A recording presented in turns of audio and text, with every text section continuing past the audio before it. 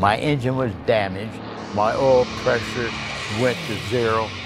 Temperature went to maximum. All of the coolant came out right across my windshield. So I knew there was only one choice.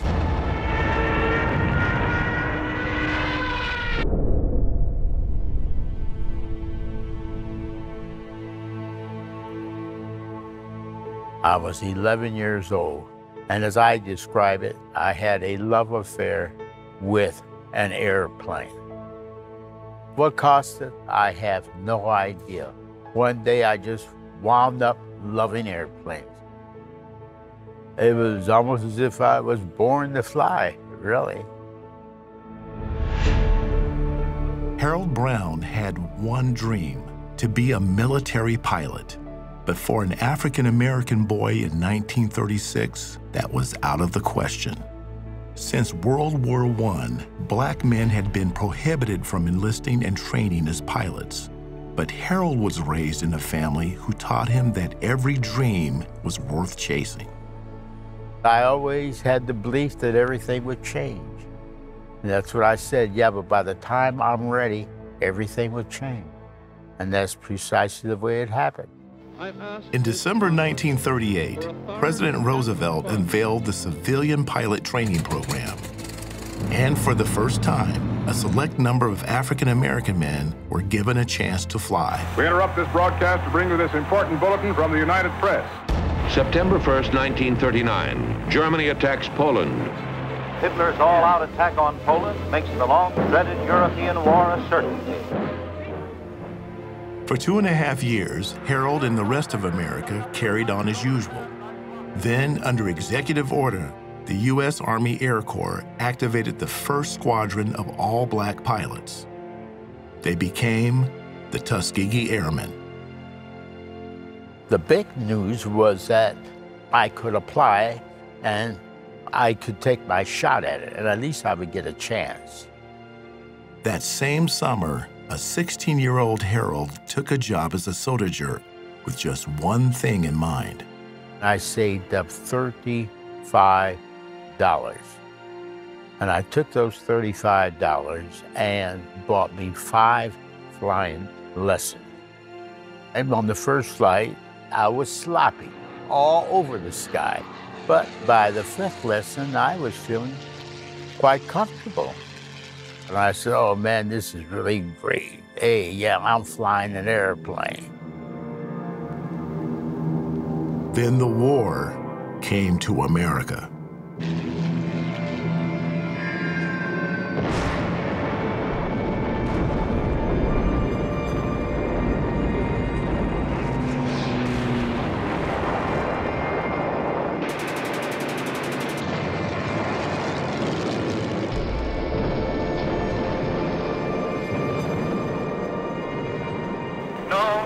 How long it may take us to overcome this premeditated invasion, the American people in their righteous might will win through to absolute victory. America declared war on Japan and joined the Allied powers in Europe.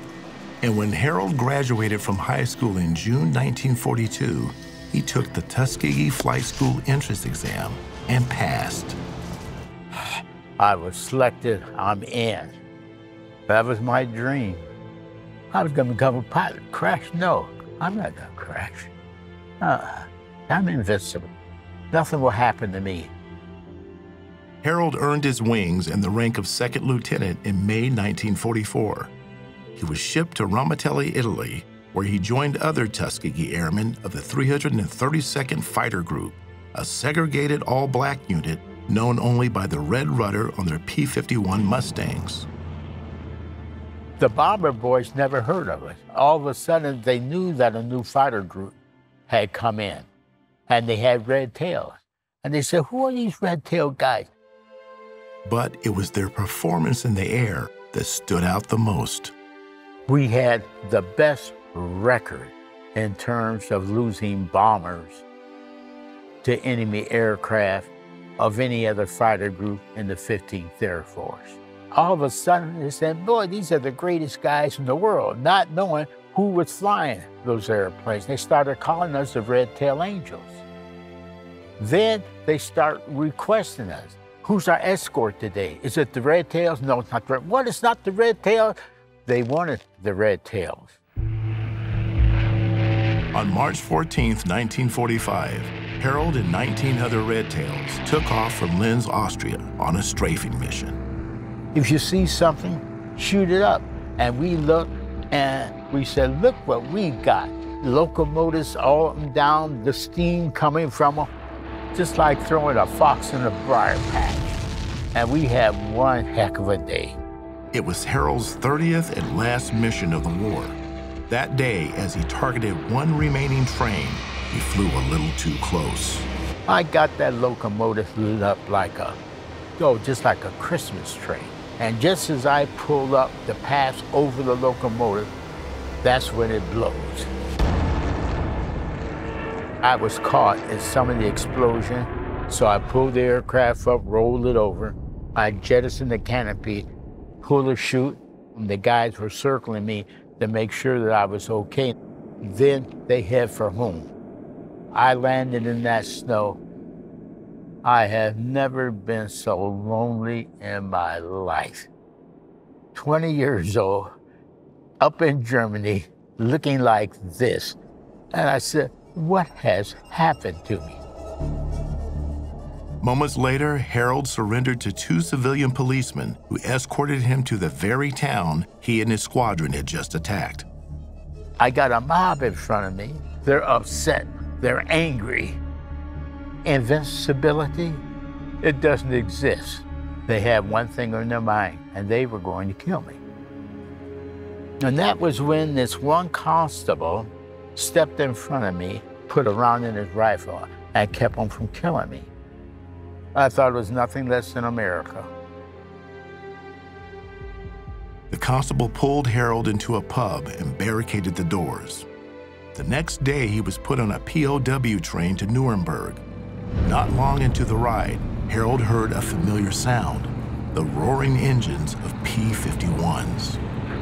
We said, our guys, oh boy, then we realized, my God, they're going to strafe the train. Hearing those 650 calibers going off, tearing that train apart, you're hollering and screaming, there's no place to run.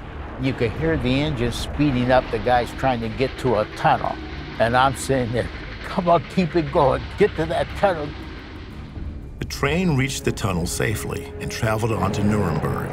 But with the steady advancement of Allied troops, the city was soon evacuated, and Harold was sent to a stalag in Moosburg. Soon after, Nazi soldiers abandoned the camp, and Patton's tanks rolled in, freeing over 100,000 prisoners. He comes in, and if you can imagine, this mob of people hollering and screaming, yay, Patton, go get him, Patton. Of course, I am just as happy. Look what I just came through. You realize that somebody had to be looking out for you. Somebody had to be taking care of you. And there's only somebody in the world who I know is capable of doing that. God. I don't know how else it could have happened. Germany surrendered on May 6, 1945, and 4 months later, Japan followed. Harold and his fellow Red Tails returned home heroes, having helped bring an end to the war and racial prejudice in the military. Their final victory came in 1948 when President Truman officially ended segregation within the armed forces. It was never easy for these men. They were pioneers, and no pioneer has it easy. They fought lies, they fought heartbreak, and they won.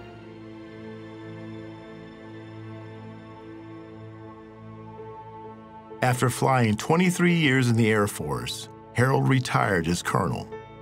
He has since earned a doctorate, served as an administrator at Columbus State Community College, and co-authored his autobiography with his wife, Marcia.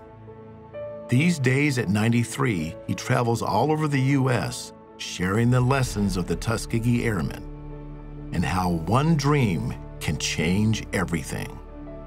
With hard work, perseverance, never quitting, having confidence that you can win, overcoming obstacles, and you can be successful.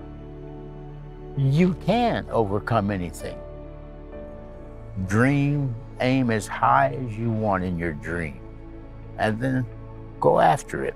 When things are tough and just think of the Tuskegee Airmen. If we could do it, you can do it.